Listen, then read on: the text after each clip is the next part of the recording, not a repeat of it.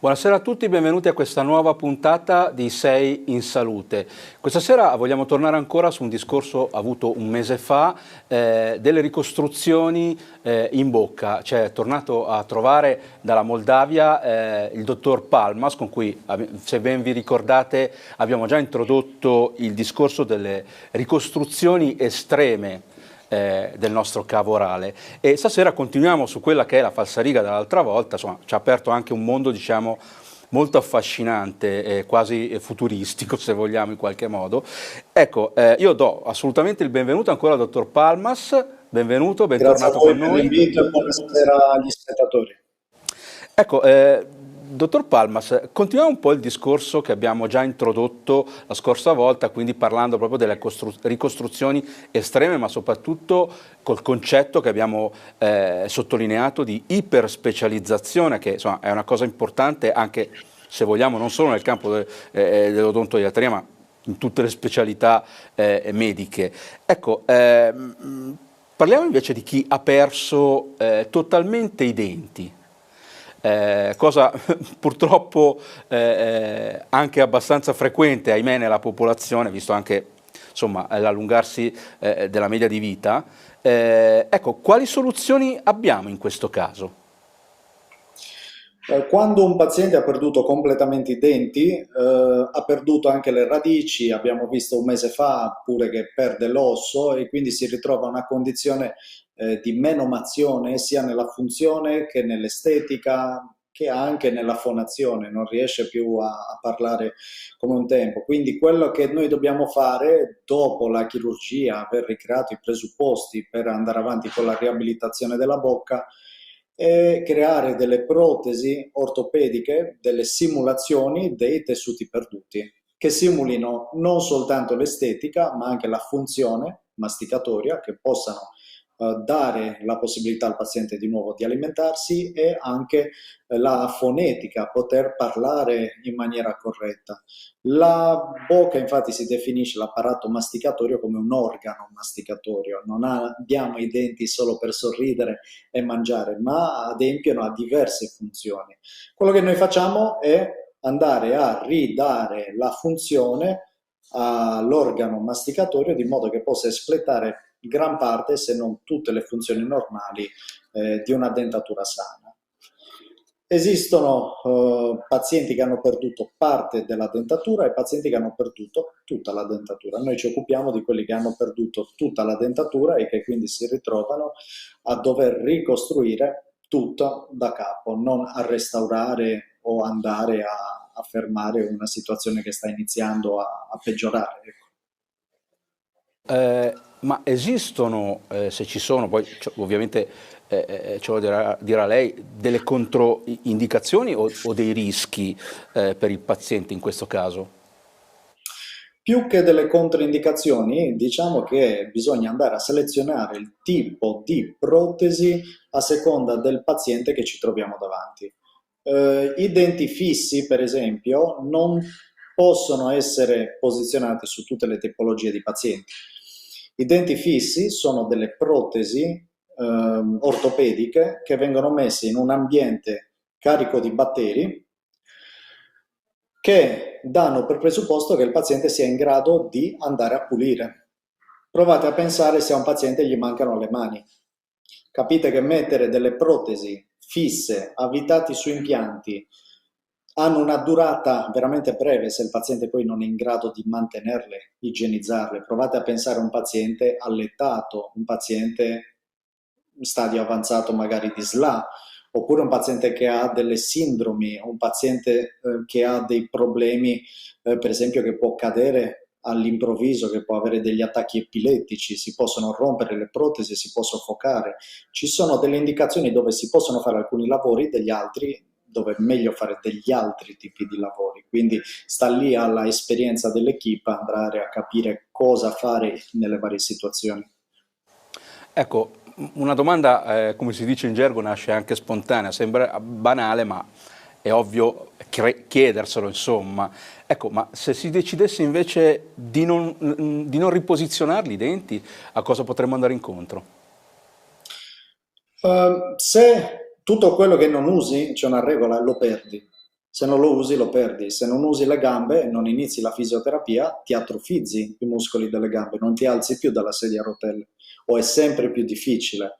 Per questo intervenire con una riabilitazione in tempi diciamo corretti aumenta il successo della terapia stessa, della riabilitazione stessa. Quindi diciamo che più passa il tempo, più le condizioni peggiorano e più aumenta il rischio dell'insuccesso della riabilitazione. Questo è l'unico rischio, più si aspetta e più le cose si complicano. Ecco, abbiamo visto insomma la mancanza, il caso della mancanza di tutti i denti. Ecco, quali sono, se ci sono o meno, vantaggi rispetto tra la protesi fissa e la protesi mobile? Dunque, la protesi fissa è sicuramente meglio da una... Intanto partiamo dalla psicologia. Avere dei denti fissi è quel che si avvicina più alla natura. Noi non abbiamo denti che la sera togliamo e mettiamo nel bicchiere.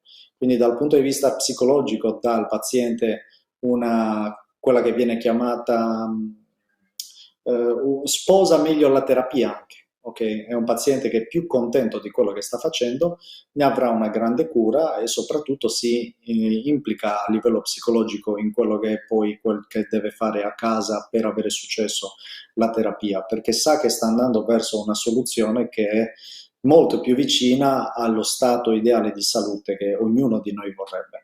La dentiera mobile, i denti che si mettono e si tolgono, parliamo anche di dentiere mobili che vengono incastrate su impianti dentali ma che comunque si tolgono, sono un qualcosa che andavano bene quando gli impianti dentali non esistevano.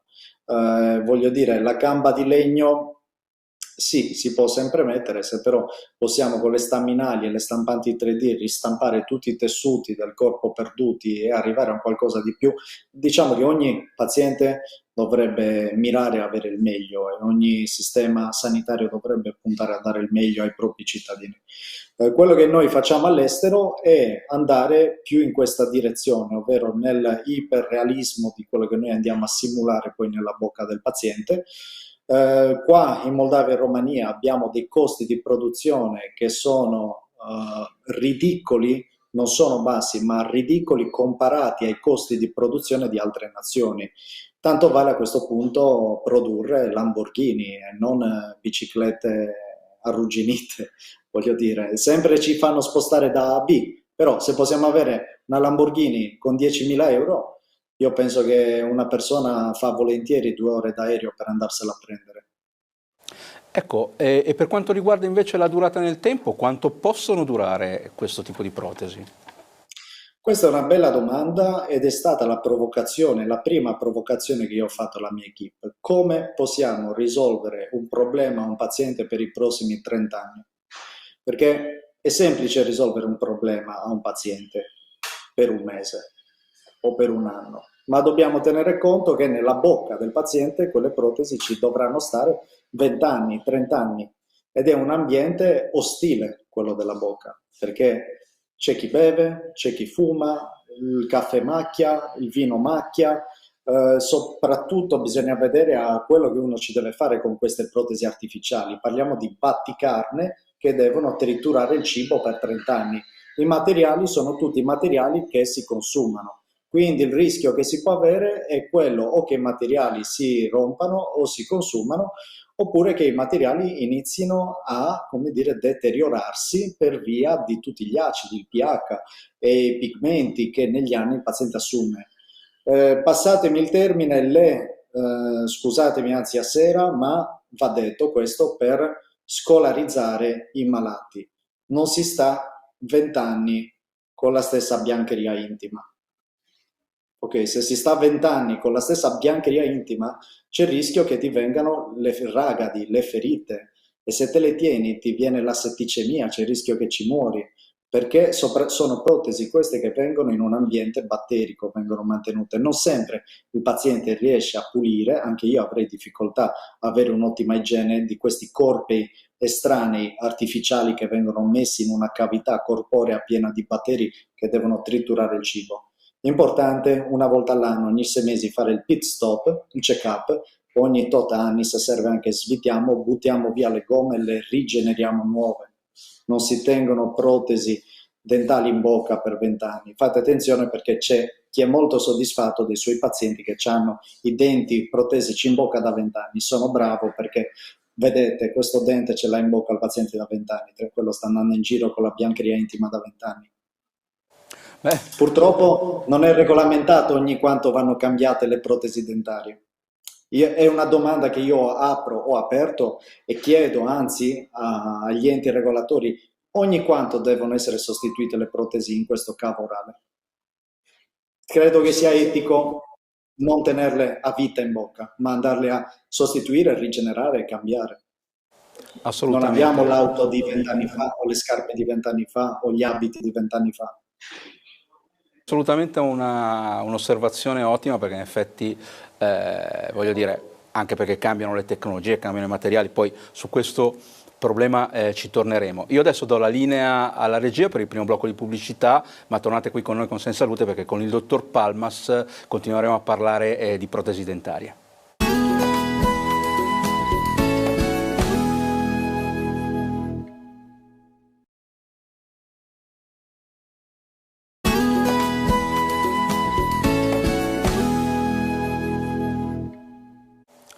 Bentornati qui in studio con Sei in Salute, questa sera con il dottor Palmas che è collegato dalla Moldavia, stiamo parlando di protesi dentarie, insomma continuiamo in questo viaggio affascinante nella ricostruzione della nostra bocca. Ecco, dottor Palmas, insomma, siamo un po' entrati in questo discorso sul protesi, insomma, sulle riabilitazioni estreme della nostra bocca, come ama definirle lei giustamente. Ecco, per quanto invece riguarda i materiali, quali sono ad oggi, cosa ci mette a disposizione la moderna tecnologia proprio come materiali, come prodotti di qualità e anche per come abbiamo visto prima, la durata nel tempo? Guardate, su YouTube trovate gratuitamente un film che ho fatto 2 anni fa che si chiama La bocca bionica. Uso questo termine per dare il nome corretto a quello che noi facciamo, ovvero noi andiamo, esseri umani, a simulare quello che la natura fa in 6 anni in maniera perfetta, con materiali perfetti. Vi dico, i denti è meglio non perderli mai, l'investimento migliore che possiate fare come genitori è quello di insegnare la prevenzione ai propri figli, perché la bocca sana ha un valore inestimabile per i rapporti sociali, lavorativi, i soldi che farà un figlio, come si inserirà nel mondo del lavoro, il partner che selezionerà e anche i figli che avrà o che non avrà, se avrà problemi a livello sociale perché inizierà a sviluppare dei gravi problemi. La bocca è il nostro biglietto da visita per tutta la scienza che l'uomo ha potuto sviluppare, che è un patrimonio dell'umanità, le scienze, le acquisizioni scientifiche. Vi dico che oggi siamo ben lontani dal replicare la natura. Siamo più a livello di statue di cera iperrealistiche, ma se metti l'accendino la statua si scioglie. Sì, lo vedi, sembra Elvis Presley, ma è una statua di cera, non è lui in carne e ossa. Significa che i denti che noi andiamo a mettere, a simulare, sono dei materiali artificiali che sono pieni di difetti. Non c'è una dentatura artificiale che sia sensibile al tatto, denti artificiali che sentono il calore. Questa è la natura ci dà denti che sentono e percepiscono un capello tra i denti. Se il paziente capisce questo, che sta facendo un qualcosa di bionico, ok? Quindi spavento con questo termine, guardate, non state mettendo le gambe nuove, ma state mettendo gambe bioniche, capite che dovete averne tanta cura, non ci salti da 3 metri e poi vieni, dottore, mi si sono rotte le gambe, ho saltato da 3 metri, certo, sono artificiali, quelle si sono rotte.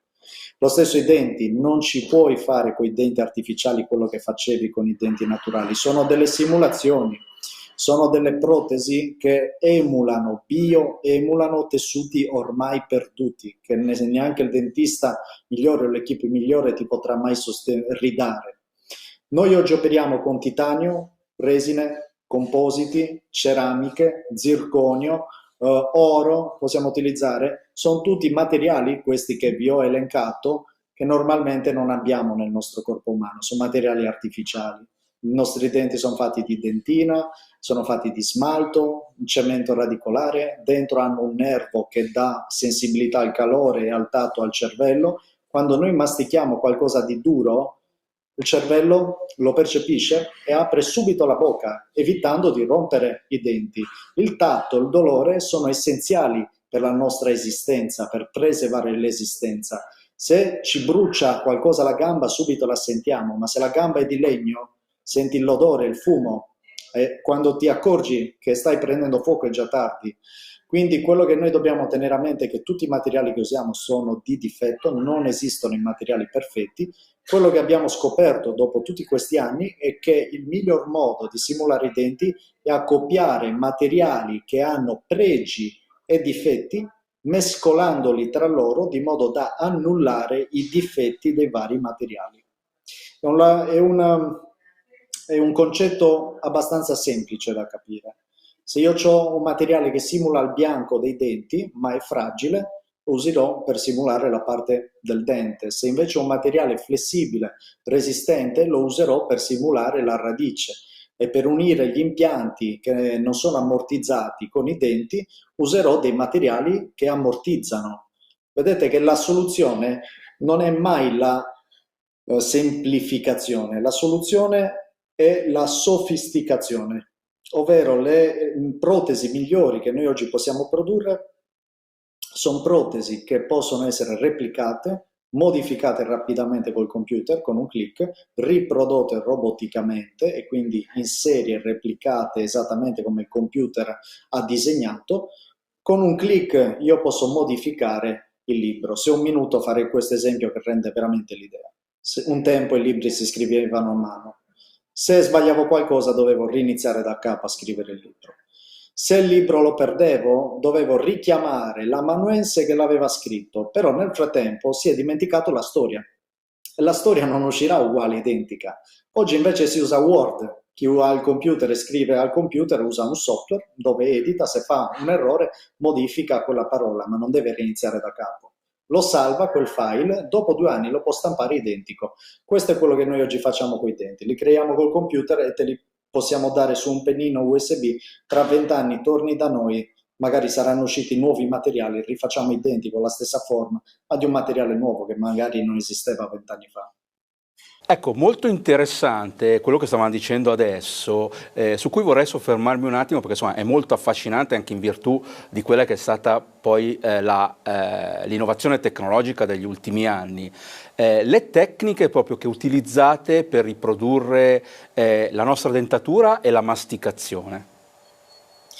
È una domanda questa molto interessante perché oggi con il digitale e la rivoluzione industriale che è la 4.0, quella dove internet e i robot insieme permettono di fare delle cose in tempo impensabili a mano, siamo nella situazione di poter replicare esattamente la natura. Significa che noi possiamo andare a creare delle copie identiche della natura. Il miglior modo di creare qualcosa di iperrealistico è fotocopiarlo, fare una fotografia. Un tempo non avevamo la fotografia, si facevano i ritratti a mano. I ritratti a mano non sono iperrealistici. Certo, se sei veramente bravo riesci a rendere l'idea di quello che ti ha ispirato e a renderlo iperrealistico e fedele. Ma il miglior modo di replicare la natura è copiarla. Oggi abbiamo delle tecniche di scansione di denti perfetti che ci permettono di creare delle librerie di denti che possono essere poi copiati su altri pazienti. 2 anni fa abbiamo eseguito quello che era il primo trapianto di denti figlia-madre. La paziente ha perduto tutti i denti, una vita che diceva alla figlia che belli denti che c'hai figlia mia, gli abbiamo detto vieni con tua figlia. Perché? Tu vieni. Venuta abbiamo fatto la scansione dei denti della figlia, roboticamente abbiamo ricreato identici denti della figlia nella bocca della madre. Questo è quello che si può fare oggi. Possiamo o prendere in prestito i denti di qualcuno che ci piace, possiamo pagare qualcuno per scannerizzarli i denti e magari cambiare i nostri denti con i denti di un altro. Possiamo veramente raggiungere i desideri del paziente con questo. questa tecnologia e soprattutto possiamo stampare 1000, 10.000 volte quei denti e usciranno sempre uguali, non vengono più fatti a mano. Caspita, veramente interessante, cosa che voglio dire fino a poco tempo fa sembrava quasi, mi perdoni il termine, fantascientifico, invece voglio dire oggi al giorno d'oggi, giustamente come diceva lei, è assolutamente realtà. Prima di andare in pausa, di dare la linea alla regia per il secondo blocco di pubblicità, volevo però chiederle una cosa. Prima abbiamo parlato di materiali, ma esiste anche un piccolo rischio di rigetto? Assolutamente sì, esiste il rischio di rigetto ed è per questo che è importante andare a lavorare con il computer, di modo che se ci sono degli imprevisti non dobbiamo ripartire da zero, ma ripartiamo da 9, 8. Noi sappiamo che nella nostra pratica quotidiana possono esserci imprevisti, probabilità più che nel Monopoli. Dobbiamo essere pronti, siamo professionisti e abbiamo le soluzioni per i vari imprevisti. Se si rompe un dente, l'abbiamo salvato in cloud, lo possiamo richiamare e mandare nel robot. Magari abbiamo un robot a Milano, il paziente si trova a Milano e si può ristampare semplicemente il dente a Milano. Tenete conto che nell'industria degli oggetti, che viene rivoluzionata, quindi anche dei prodotti manufatti protesici, anche dentali, i problemi legati alle protesi sono dei problemi che sempre meno impattano sul paziente, anche sulle tasche del paziente, perché questa tecnologia significa fare tanto con poco e anche abbattere i costi. Invece i problemi che si possono avere a livello di chirurgia, quelli difficilmente si riesce a tornare indietro alla situazione di partenza, ma lì si può solo andare avanti e fare delle chirurgie secondarie o terziarie fino a raggiungere una situazione buona di partenza, 4, 5, 6 gambe per poi mettere il piano del tavolo. Ecco. Benissimo, io a questo punto do la linea alla regia per il secondo blocco di pubblicità, ma tornate qui in studio con Sei Salute perché col dottor Palmas continueremo a parlare di protesi.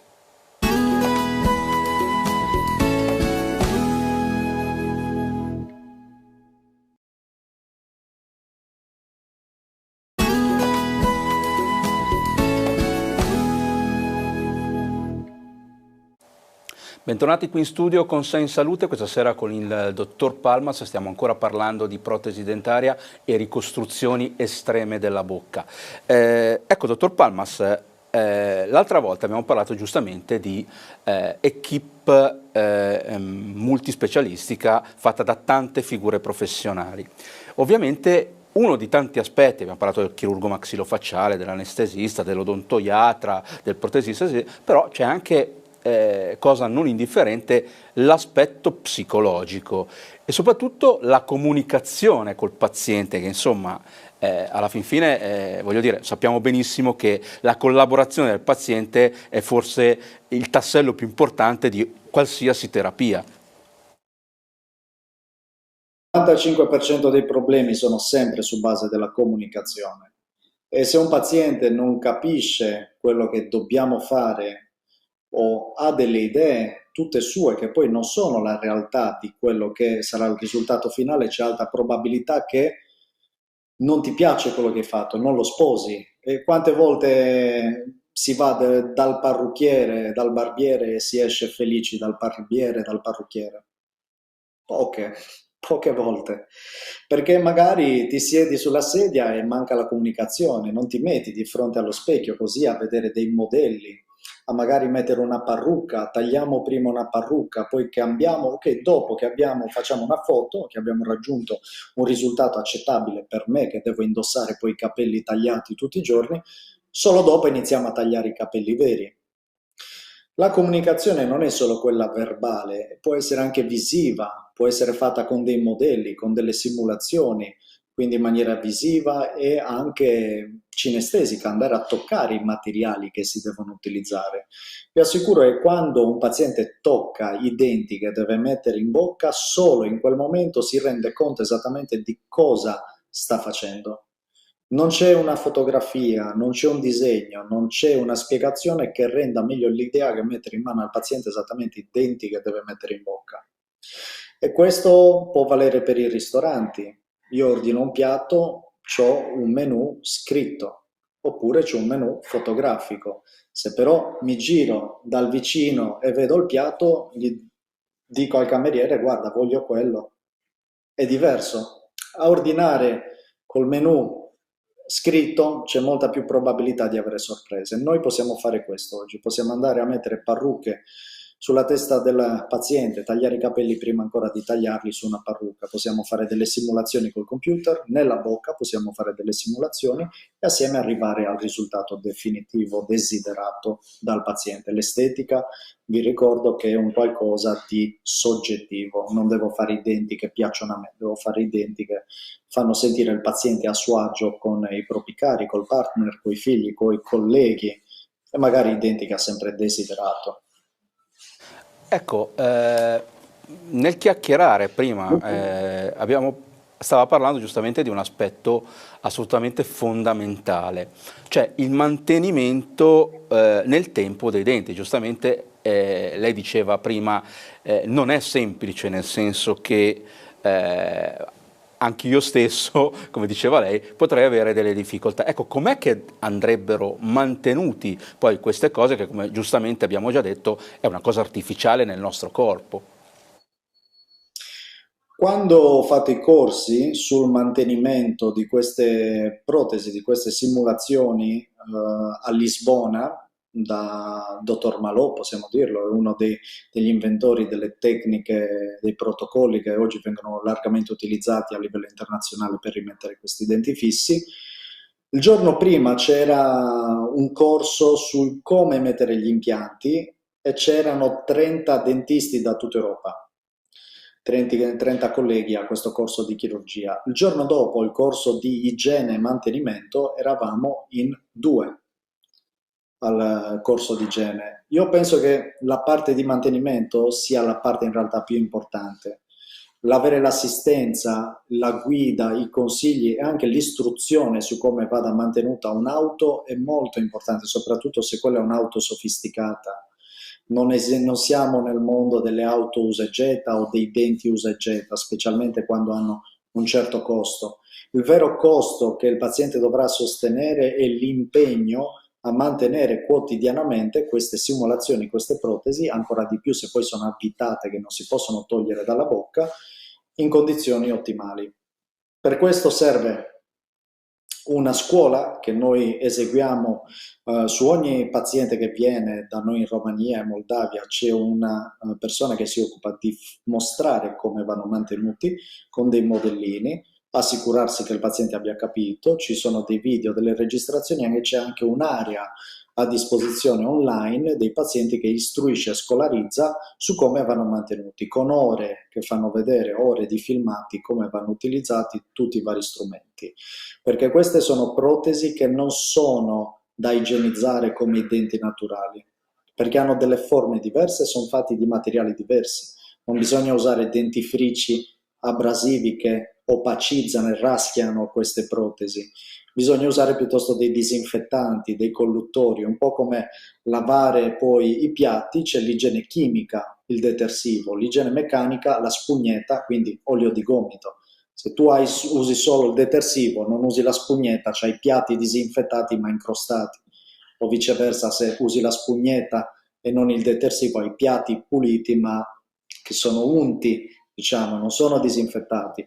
Serve adottare tutti gli strumenti in concerto e serve un paziente che sia motivato. Il miglior modo che abbiamo di motivare i pazienti è traumatizzarli, fargli vedere lavori rotti, denti falliti di pazienti che non avevano una igiene corretta. Quando il paziente vede queste fotografie si traumatizza e capisce, caspita, devo utilizzare gli strumenti tutti i giorni. Ecco, una curiosità volevo chiederla, ma anche forse una curiosità personale. Prima parlavamo delle nuove tecniche, si stanno affacciando anche le nuove tecnologie e mi riferisco fondamentalmente, abbiamo parlato di stampa 3D, ma per esempio l'intelligenza artificiale. Voi cominciate a utilizzarla anche per quanto riguarda soprattutto la progettazione? Noi diciamo che siamo tra dei centri a livello internazionale che sono pionieri in questo tipo di tecnologia. e che stiamo adottando sempre di più questa tecnologia perché ci permette di accorciare ancora di più i tempi delle riabilitazioni. Voi immaginate se dovessi, facciamo ormai sempre l'esempio di un paziente che ha perduto le gambe e io devo creare delle gambe bioniche che si muovono e quindi non sono delle stampelle, si muovono, si articolano. Se io non ho un riferimento di partenza, metto nelle gambe dei movimenti che magari non sono in sintonia con la postura del paziente. Il paziente camminando con queste gambe robotiche sembrerà un po' strano, no? Un po' tipo Robocop, quel film di tanti anni fa. Si vedeva che erano dei robot che avevano dei movimenti innaturali o che gli creano anche dei problemi. Oggi abbiamo la possibilità invece di registrare i movimenti del paziente. Prima ancora di ricostruire la dentatura, registriamo i movimenti della bocca, gli si dà un chewing gum. Questi registratori di movimenti vanno a dire a un software, a un computer, come il paziente muove la dentatura, quando mastica, quando sbadiglia, quando muove la dentatura da un lato all'altro. Con un click il software con un'intelligenza artificiale elabora questi dati e crea le forme dei denti di modo che siano coerenti con i movimenti del paziente. Questa è magia. Un tempo avremmo dovuto passare ore a limare, a ritoccare, a spostare. Qua il paziente c'ha la bocca storta alla fine. Abbiamo passato 7 giorni, non abbiamo risolto nulla. Invece qua con un click si fa un lavoro di riabilitazione che durerebbe settimane in un'ora. Noi in un'ora siamo col designer che con un click ridà le forme perfette dei denti che sono su misura sulla movimentazione e postura neuromuscolare del paziente. A mano non riusciremo a fare tutto questo. Sì, potremmo fare dei denti belli da vedere, ma che poi si incastrano oppure sbattono in maniera scorretta e si rompono anche, oppure creano dolori e mal di testa al paziente. Ecco, siamo in chiusura di trasmissione, però una domanda a questo punto devo assolutamente fargliela. Possiamo dare qualche consiglio concreto ai nostri telespettatori che ci stanno guardando? Il consiglio è quello di studiare e informarsi su quello che è il percorso reale da fare e cercare l'eccellenza. Non fermatevi al primo specialista che sta vicino a casa perché delle volte la comodità potrebbe costarvi molto cara. Cercate lo specialista che sappia risolvere il vostro caso. Un buon modo per selezionare un buon specialista, io consiglio sempre ai miei pazienti, è chiedeteli di portarvi nella sua libreria personale e che vi mostri centinaia, migliaia di casi che ha già risolto fotograficamente, le TAC, gli esami diagnostici, vi faccia vedere casi reali, concreti, perché un conto è dire noi possiamo risolvere il tuo caso a parole, un conto è mostrare casi, migliaia di casi in quantità che già abbiamo risolto, ma questo in tutti i settori, non solo a livello medico. Cercate persone concrete che abbiano una buona reputazione, delle buone recensioni e anche di quantità. Soprattutto quantità, perché se uno ha 10.000 recensioni, 1.000 recensioni, ci vogliono anni per cumulare quelle recensioni. Le recensioni possono sempre essere modificate. Significa che se qualcosa viene fatto male da quel professionista, dopo un anno quella recensione un utente la può cambiare in negativa, in 1 stella invece che 5 stelle. Averne tante buone significa che quel professionista lavora da tanti anni, ma lo fa bene, perché nessuno ha cambiato le recensioni. Recensioni e fatti, fatevi mostrare i portfoli realizzati, concreti. Io una volta andai dal chirurgo plastico, ho il naso un po' storto, mi piace il naso storto, la natura è imperfezione, alla fine mi sono accettato, meno male che non mi operai, però gli chiesi, ma hai dei casi che hai fatto da mostrarmi? Non aveva nessun caso da mostrarmi. Per questo ho rifiutato. Assolutamente vero. Benissimo, io dottor Palmas la ringrazio perché anche questa sera insomma abbiamo continuato questo viaggio bellissimo perché tra l'altro voglio dire in una cosa banale che sembrano i nostri denti ma poi abbiamo visto che c'è tanto studio, tanta tecnologia ma soprattutto come amiamo poi dire, come ama giustamente dire lei, iperspecializzazione che è la cosa assolutamente più importante da segnalare. Io come sempre vi saluto, vi do appuntamento alla prossima settimana con una nuova puntata di Sei in Salute. Vi ricordo sempre di andare a visitare i nostri siti web, il sito web della nostra trasmissione www.informatv.it e il sito web di informazione medico-scientifica che è www.tecnomedicina.it. Ringrazio Andrea Regia, ringrazio RBM Group, ringrazio come sempre l'emittente e come sempre in chiusura di trasmissione auguro a tutti buona salute.